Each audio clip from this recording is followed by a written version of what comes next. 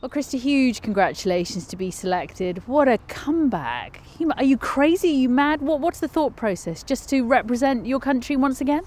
Yeah, I think, I didn't take the decision lightly, in London. To finish on a high was really, really important to me.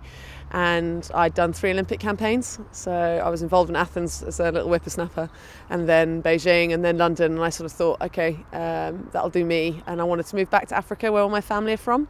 So I sort of went back, assuming that was my boots, done and dusted.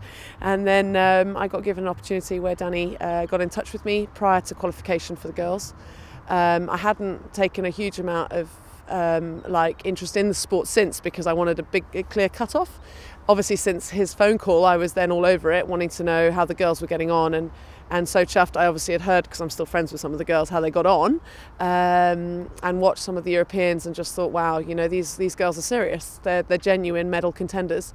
And to be given an opportunity this late on to maybe have another bite at the cherry is pretty second to none. So I thought, I think I can do this, and I threw myself back in the mix. Worst case scenario, I make the group more competitive and make the environment better, and the belief more for them to win medals. And best case scenario, I get to go to another Olympic Games. How are you finding it? Have you settled in? Because obviously you know the girls really, really well. Does it feel like you've never left? Yeah, it's strange, isn't it? Because I sort of did a three-year sort of gap, but the girls have been fab. It's never easy. Training in a 4-year cycle, preparing for an Olympic Games, really. And then people do change, people come in, people get injured, etc. But this is a relatively unique case, and it's a testimony to the girls, really, as to how accommodating they've been and supportive. Yes, I know a lot of them relatively well. Obviously, there's a lot of new faces who I had to introduce myself to, but great to be in and amongst it again, and just seeing the belief and honestly the ability within this group is up there with our London team. And I genuinely think they've performed so well in high profile matches, such as the European Cup final against the Olympic champions, and who wouldn't want an opportunity to join that group. So what are your thoughts then going to Argentina? The first game is against the host. That's going to be one heck of an atmosphere. Yeah, I mean, I've been lucky enough throughout my career to play in Argentina quite a number of times, and it's a very unique place to play hockey, because it's such a hugely supported sport in the women's hockey.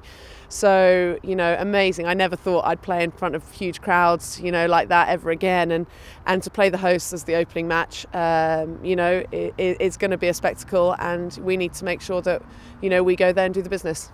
And great timing to play against some of the world's best this side of Christmas, with the ultimate aim, of course, Rio.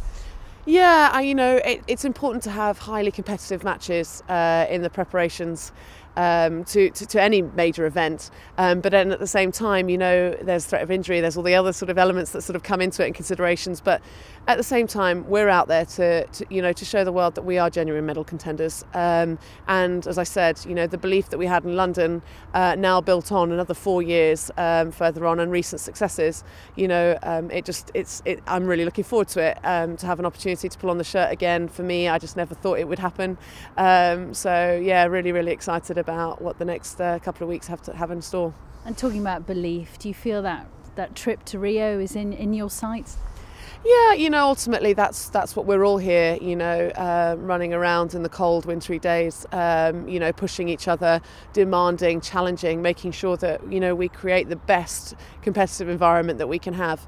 But at the end of the day, standing on the podium, we don't want to be where we were in London. We want to be on the top, and I do genuinely believe that the group has the potential to do that. It's just how we mould ourselves in the next coming months to make sure that is the case, and when performances are needed, we deliver.